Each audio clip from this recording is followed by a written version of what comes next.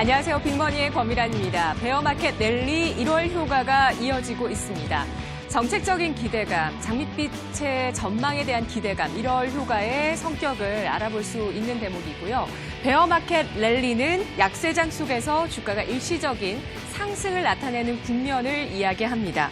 1월 30일에 미중 무역 협상 워싱턴에서 또 열리게 되고요. 또 2월 말에 2차 북미 정상회담 일정이 나왔습니다. 여기에서 과연 이러한 핵심 쟁점들에 대한 이견 좁히기가 나올 수 있을지 주목이 되고 있는 상황이고요.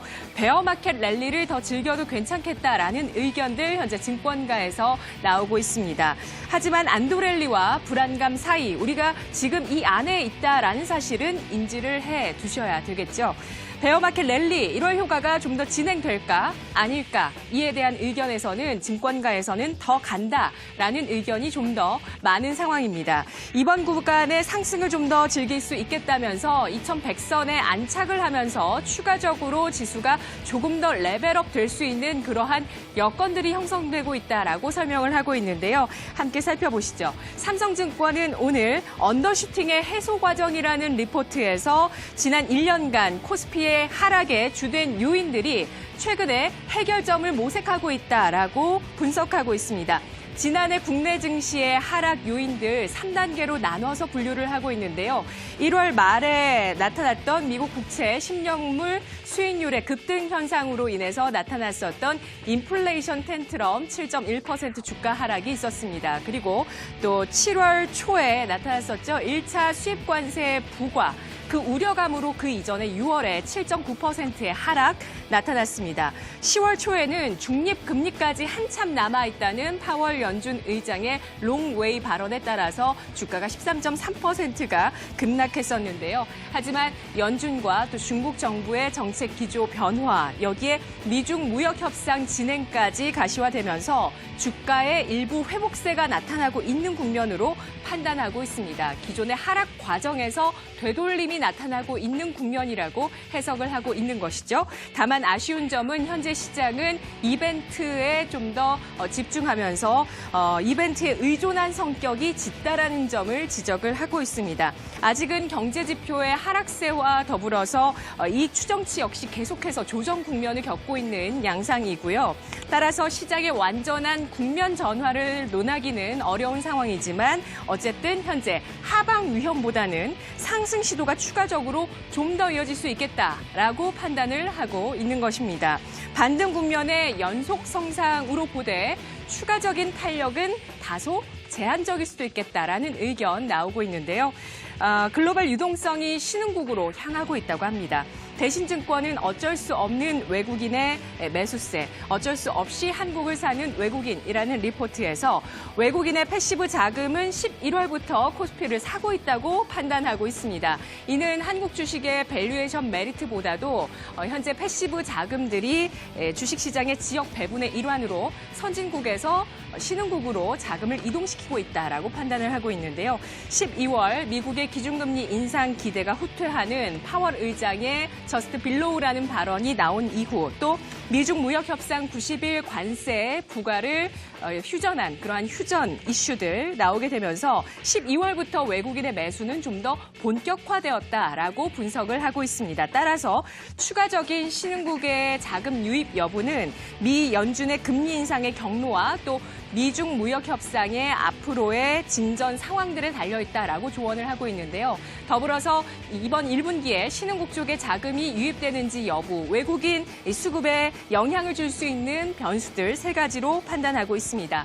1월 29일부터 열릴 FOMC 회의 그리고 2월 마지막 날까지 이어질 수 있는 미중 90일간의 관세 휴전, 여기에 3월에 중국의 전국 인민대표대회, 전인대, 이러한 세 가지 이벤트를 들고 있는데요.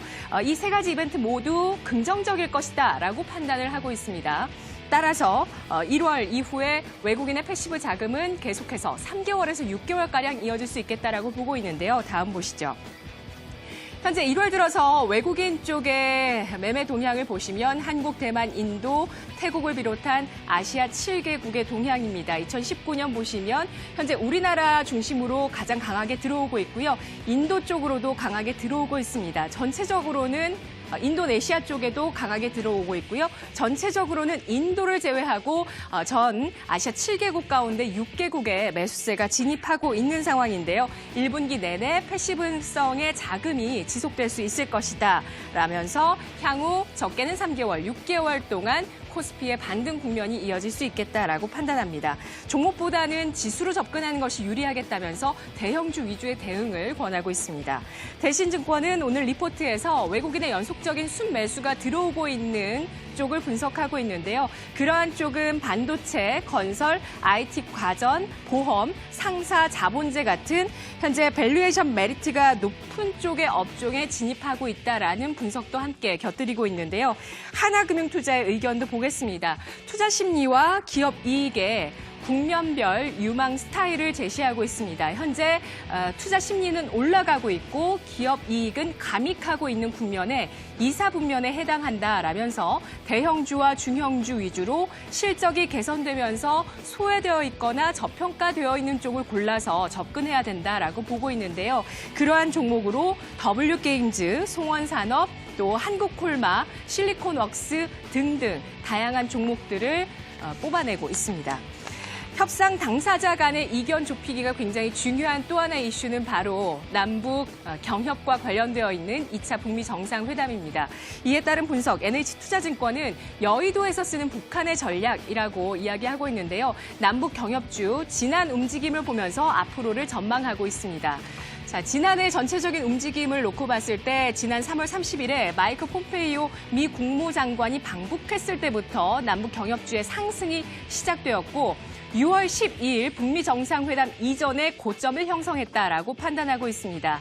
자, 지금도 1월 17일 바로 지난주부터 폼페이오와의 고위급의 면담이 있었고요. 그리고 1월 말에 스웨덴에서 추가적인 회담이 있을 것으로 전해지고 있습니다. 이제 남북 경협주의 상승 모멘텀이 시작됐다면서 2차 북미 정상회담 전후로 남북 경협주의 상승 여부는 여기에서 구체적인 실행 방안이 나오는지 여부에 달려있다라고 판단을 하고 있는데요. 바로 핵시설의 사찰, 그리고 구체적인 시간표, 4자 종전선언, 또 북한의 제재 완화 승인까지 이러한 구체적인 방안들이 현실화되었을 때 남북 경협주의 추가적인 상승이 있을 수 있겠다라고 판단하고 있습니다.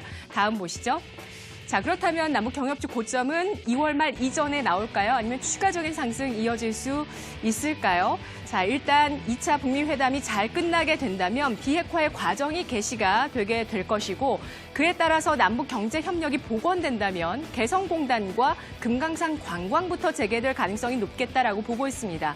철도와 도로가 연결되면서 앞으로 14선언 경협 분야에 대해서 추진이 검토될 것으로 예상되고 있습니다. 좀 더 나아가게 된다면 이 북핵 시설을 사찰하게 되고 재사용의 불능 시점이 나오게 된다면 이후에 소재 산업재 인프라, 가스, 철도, 물류와 항만 그리고 관광 관련주까지 추가적인 상승이 있을 것으로 내다보고 있습니다. 그리고 2020년 이후 북한의 핵 완전 폐기가 일어났을 때 전체적으로 IT와 내수 소비재 쪽의 움직임도 강화될 수 있겠다라고 판단하고 있는데요. 자, 오늘 월요일장 마감까지 가는 전략 세워보도록 하겠습니다. 이 시각 주요 경제 뉴스부터 보시죠. 오상혁 아나운서입니다.